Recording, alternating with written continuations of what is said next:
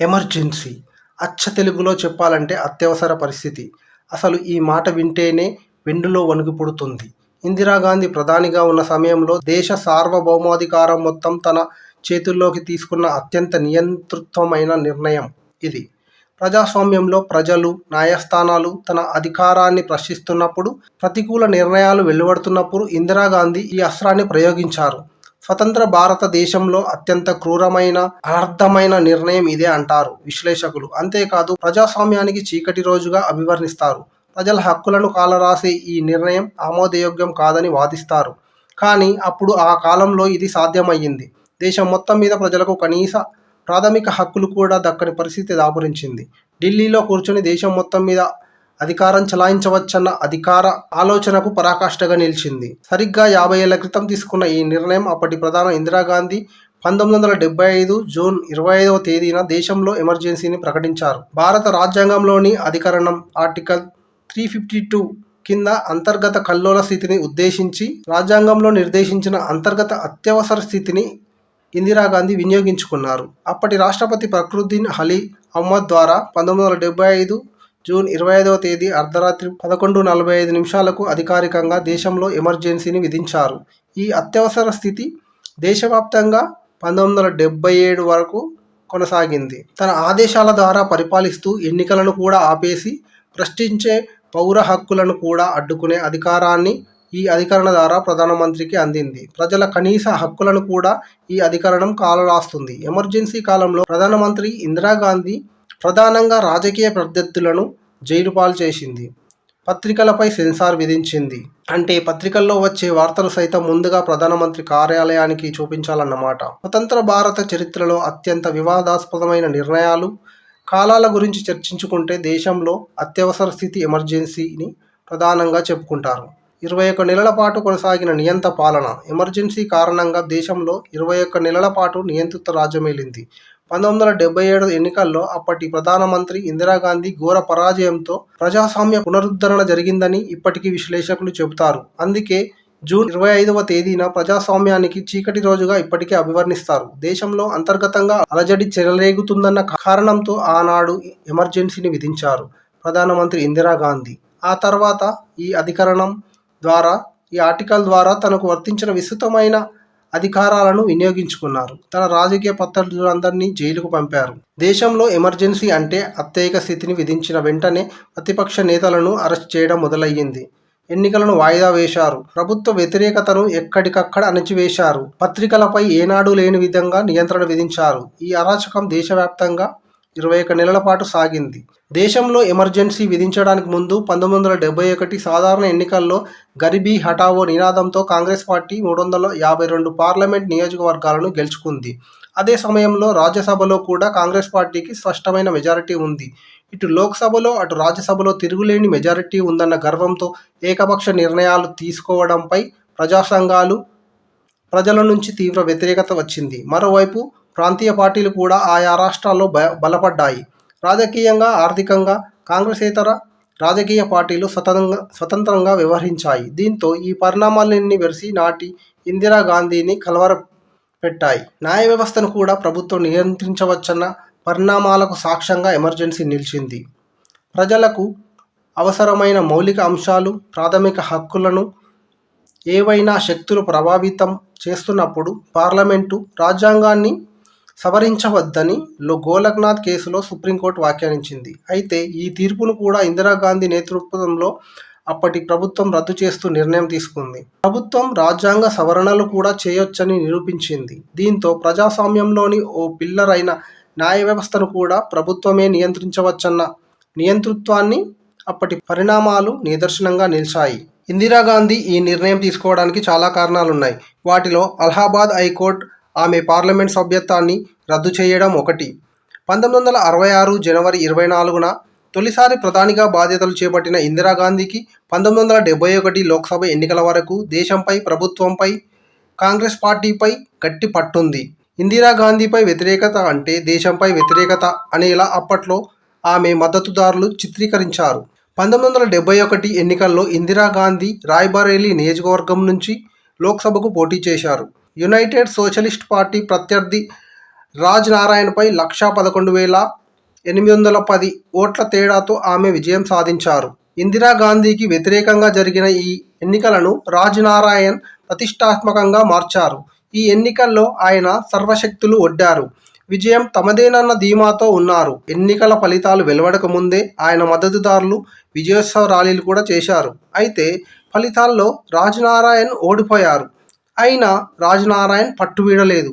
ఇందిరాగాంధీ ఎన్నికను చెల్లదంటూ అలహాబాద్ హైకోర్టులో సవాల్ చేశారు. ఎన్నికల్లో తనకు మద్దతుగా ఇందిరాగాంధీ ప్రభుత్వ యంత్రాంగాన్ని ఉపయోగించారని రాజ్ నారాయణ్ ఆరోపించారు. మొత్తం 7 ఆరోపణలు చేశారు. ఇందిర తన ఎన్నికల ప్రతినిధిగా ప్రభుత్వ అధికారి యశ్పాల్ కపూర్ను నియమించారనేది ఆయన మొదటి ఆరోపణ. ఎన్నికల ప్రచార సమయంలో సభలకు అవసరమైన స్టేజీల నిర్మాణానికి, లౌడ్ స్పీకర్లు ఏర్పాటు చేయడానికి పబ్లిక్ వర్క్స్ డిపార్ట్మెంట్ ఉద్యోగులను కూడా ఉపయోగించుకున్నారనేది మరో ఆరోపణ. ప్రజా ప్రాతినిధ్య చట్టం ప్రకారం ఎన్నికల ప్రచారంలో ప్రభుత్వ యంత్రాంగాన్ని ఉపయోగించకూడదు. ఓట్ల కోసం ఇందిరాగాంధీ డబ్బులు పంచారనేది ఆయన మూడో ఆరోపణ.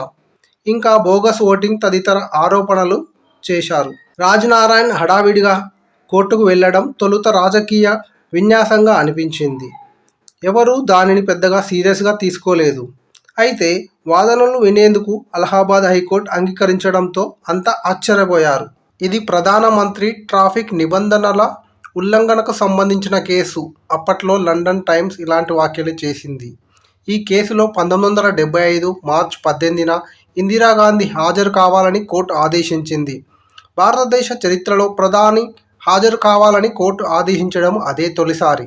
జస్టిస్ జగన్మోహన్ లాల్ సిన్హా ఎదుట ఇందిరాగాంధీ హాజరయ్యారు. ఆ రోజు కోర్టులో దాదాపు 5 గంటల పాటు విచారణ జరిగింది. ఇందిరాగాంధీ వాంగ్మూలం తర్వాత న్యాయమూర్తి తీర్పును రిజర్వ్ చేశారు. ఈ పరిణామాలతో కోర్టు తీర్పు తమకు వ్యతిరేకంగా రావచ్చని ఇందిరాగాంధీ, ఆమె మద్దతుదారులు అప్పటికే గ్రహించారు. జస్టిస్ సిన్హా తీర్పుని ప్రభావితం చేసే ప్రయత్నం జరిగిందని దివంగత సీనియర్ న్యాయవాది శాంతిభూషణ్ ఆరోపణలు కూడా చేశారు. 1975 జూన్ 12 ఉదయం 10 గంటల కంటే ముందే అలహాబాద్ హైకోర్టులోని కోర్టు రూమ్ కిక్కిరిసిపోయింది. అక్కడ నిల్చోడానికి కూడా ఖాళీ లేదు. న్యాయమూర్తి జగ్మోహన్ లాల్ సిన్హా తీర్పుపై దేశవ్యాప్తంగా ఉత్కంఠ నెలకొంది. సరిగ్గా 10 గంటలకు ఆయన తన ఛాంబర్ నుంచి హైకోర్టు హాల్కు వచ్చారు. అందరూ లేచి నిల్చున్నారు. తీర్పు చదవడం ప్రారంభించిన వెంటనే రాజ్ నారాయణ అభ్యర్థనలోని కొన్ని అంశాలు సరైనవేనని భావిస్తున్నట్టు మొదట చెప్పారు.